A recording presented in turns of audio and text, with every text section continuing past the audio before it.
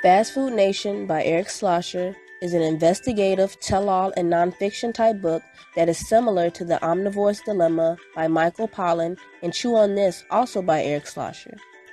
Eric Schlosser goes behind the scenes of some of the biggest corporations within the fast food industry, such as the meatpacking industry, the potato farms, and flavoring companies.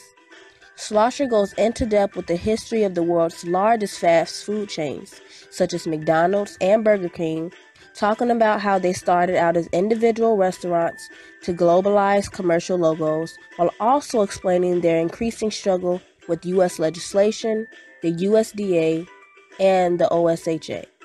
He discusses the impact of flavoring factories not only on the fast food industry, but also on commonly used processed products used by many consumers. Consumers were also a big part of the book as he explains the effects on the average consumer, such as stunning rates of obesity and risk of food poisoning. Schlosser's purpose was not to stop people from eating fast food, but to shed light on an otherwise hidden part of the fast food industry.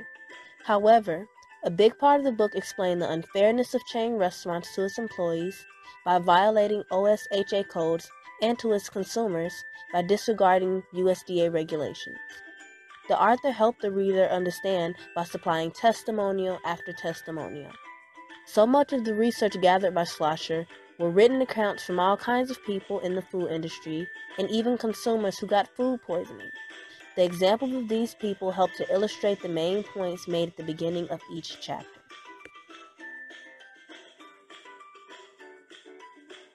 Schlosser writes about the fast food system in a first-person, mostly objective point of view. He said the information is a combination of a narrative style and an expository style. It was a narrative style because he included a lot of testimonials and smaller stories that gave readers insight into the emotional cruelty of packing plants.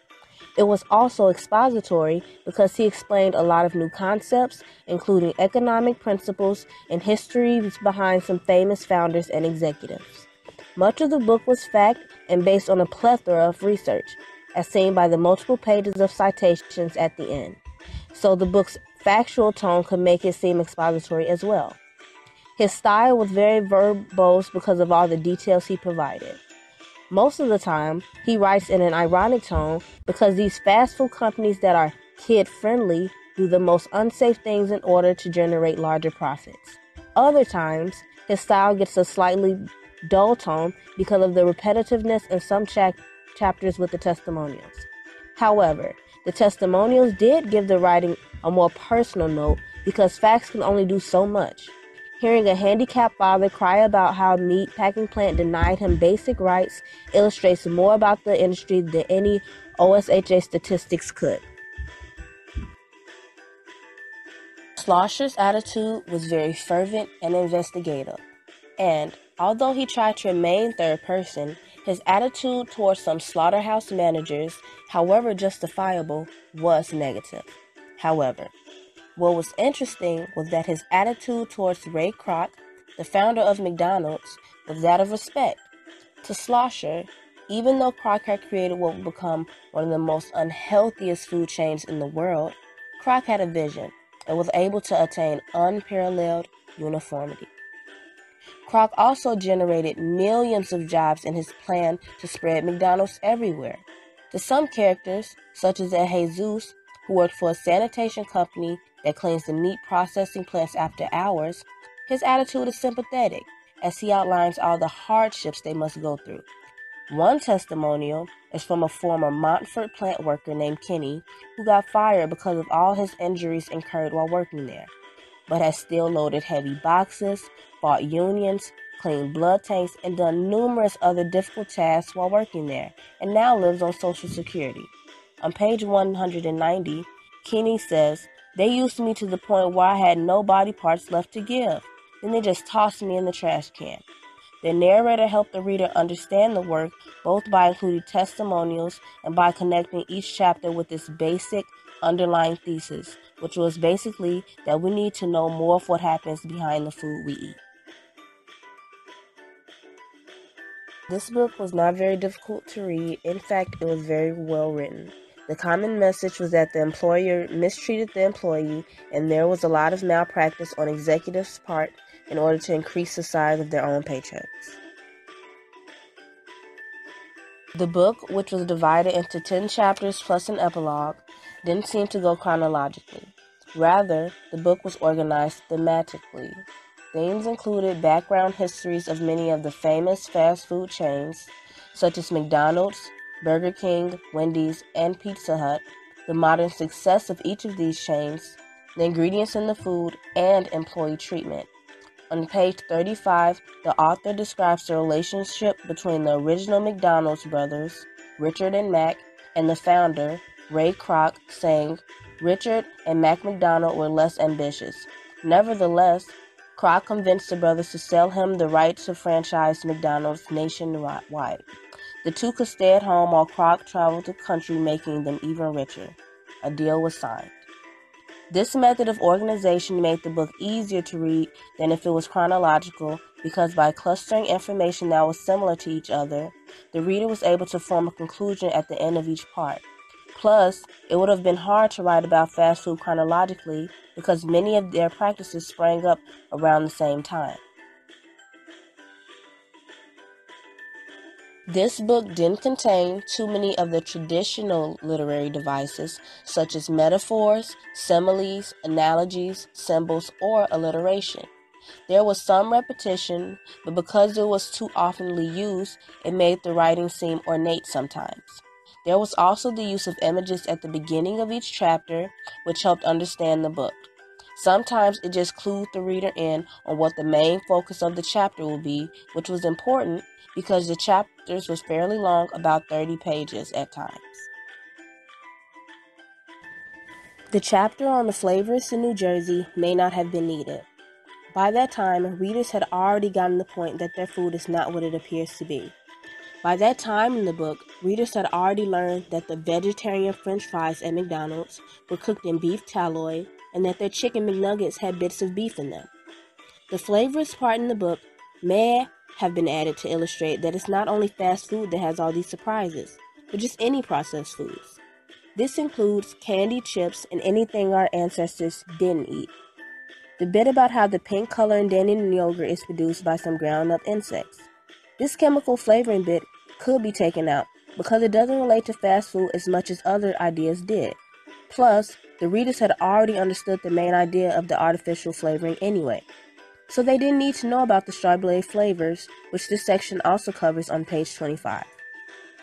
A typical artificial strawberry flavor, like the kind found in a Burger King strawberry milkshake, contains the following ingredients, and then the author proceeds to list a number of unknown ingredients. Another part that was unnecessary was all the graphic details, especially from behind the counter. These details are unnecessary because the information communicated by these graphic details are already implied in other places. Therefore, these details don't really add anything new. Schlosser mentioned that the teen employees had told him that sometimes the mice would get on the potatoes through the night and leave their feces on them. And then the next morning the potatoes would still be used without a second thought. These details is just an extension of the lack of hygiene behind the counter. In addition, when visiting the meatpacking plants, Schlosser wrote about how affairs take place inside, even on the catwalk over the kill floor when it's dark outside. Other graphic details included the blood. Part of the sanitation crew's job is to hold off all the blood splattered everywhere. Since the workers had to work at an alarmingly fast rate, they can't stop when part of the animal is thrown on the ground by accident and spills out more blood. Even when workers lose a finger while operating the machinery, the blood doesn't get cleaned up right away and usually stays there overnight.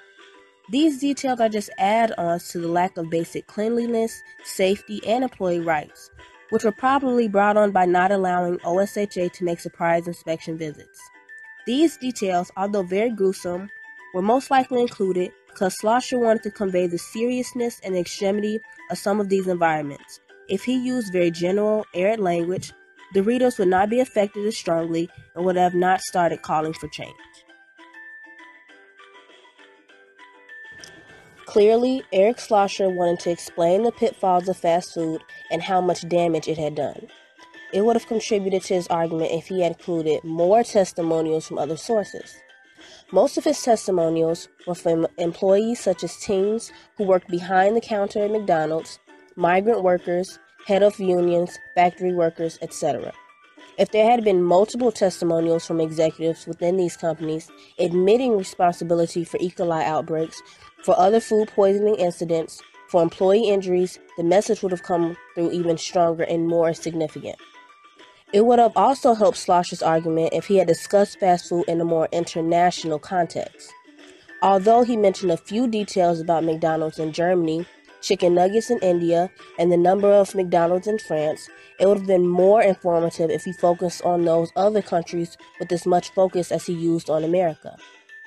Within America, we learned how fast food transformed our diet, economy, landscape, and workforce. We learned how much it widened the gap between the rich and the poor, and how focused on uniformity fast food executives were. However, other countries have different attitudes, different cultures, and most importantly, different people.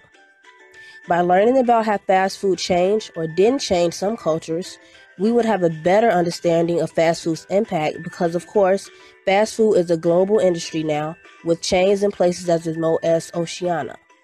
By understanding the impact, we will realize, as Schlosser keeps saying, how transformative fast food truly is. Schlosser's message would have also been more clear if he talked about legislation. There are a few mentions here of Congress and some of their restaurant-related rules, but more information is necessary. Within each country, what are all restaurants-related legislation that were attempted to pass? Not all of these proposed legislations passed because of payoffs and connections between members of Congress and the fast food industry. Because of these connections, OSHA was not allowed to make surprise inspection visits, which would have helped avoid all the unnecessary brutality in the plant. This corruption, which would have been better understood with more legislation examples, would have added into the author's message of the startling destruction nature of fast food industry. Yes, the author definitely employed humor in a few spots of the book in the form of irony. One of the funniest, most ironic things was mentioned in the second chapter. On page 41, Schlosser writes, "An ad agency designed the outfit, Scott came up with the name Ronald McDonald, and a star was born. 2 years later, the McDonald's Corporation introduced Ronald McDonald to the rest of the United States through a major ad campaign. But Willard Scott no longer played the part. McDonald's wanted someone thinner to sell its burgers, shakes, and fries. Ronald McDonald, the clown mascot of McDonald's, couldn't be played by its creator, Willard Scott, because he was thought of as too overweight. It's funny because the food McDonald's sells, French fries, milkshakes, burgers, cookies, all promote obesity. But yet, they still wanted someone skinny to endorse their food. It was examples like these that helped the reader understand the mess, corruption, and hypocriticalness of fast food chains, which contributed to the main message of the book, which was that fast food has done a lot of harm to our people and to our surroundings. Another ironic but also concerning bit was the effect of fast food on children. Kids were asked to name the person in the photo. Ronald McDonald was more recognizable than presidents and scientists. The only person more recognizable to these kids than Ronald McDonald was Santa Claus. This helps the reader understand yet again about the influential and invasive powers fast food because a group as young as 7-year-olds were such frequent eaters of fast foods. They are putting themselves at risk for obesity, diabetes, and cardiovascular disease. These diseases once thought to be only for grown-ups. By showing an extreme example like this, readers can understand one of the main messages of the book, that fast food isn't just simple food. It's changing the way that we live.